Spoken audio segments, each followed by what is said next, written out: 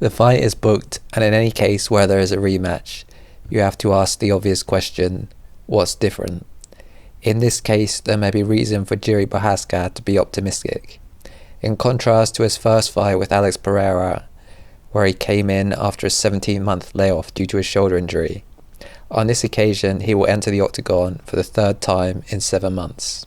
Furthermore, there may be reason to think that Perreira may be overrated, considering that his last 2 fights have come against guys who were coming off injury layoffs, and in the case of Hill, there was a question, given the nature of his injury, if there was even enough time for a recovery.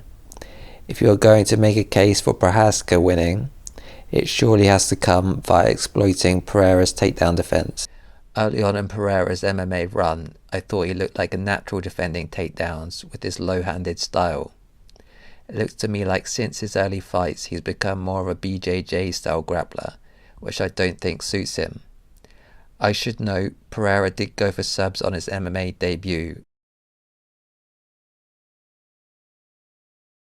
The issue for me with Perreira's takedown defense is past the initial defense, he often ends up in this front headlock position.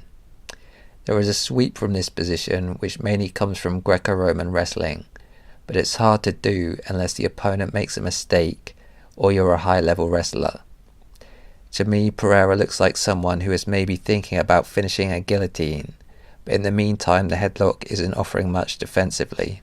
The fact that Perreira has now been given a very controversial BJJ black belt is also something that suggests to me that he probably has been training more on the ground than he has to stop the initial takedown.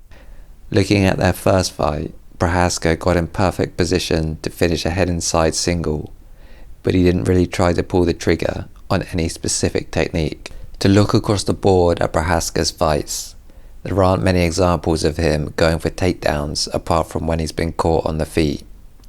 You can find lots of clips of him wrestling defensively, but not so much in the way of offense from him. For that reason, I find it hard to imagine him fighting as a dominant wrestler against Perreira. He might be able to get out of his comfort zone and force himself to wrestle in parts, but that would go against the instinct he has developed for over 35 pro fights. Other possibilities are that Prochazka gets on top after catching a kick or some kind of trip from the clinch.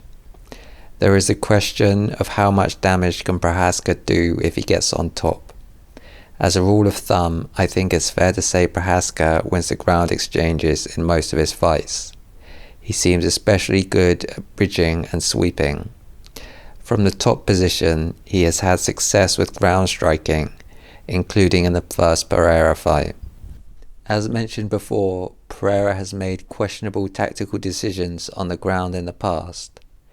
For instance, going for submissions on his MMA debut. He also got into trouble going for a leg lock against Adesanya. On the whole, in my opinion, the more grappling this fight involves, the better it is for Prochazka. Even if Perreira has improved on the ground, I think Prochazka has the edge. I also think he has the edge in cardio. So whilst there is a route to victory for Prochazka, probably the most relevant question to this matchup is to what extent does Perreira have an advantage on the feet.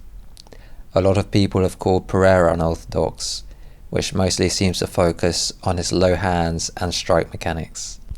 Prochazka also does a lot of unorthodox things. Changes stance moving backwards, crosses his feet moving sideways. Prochazka is springy and athletic, which makes his unorthodox movements hard to pin down, but I think the longer this fight goes, the more chance there is of Perreira catching him.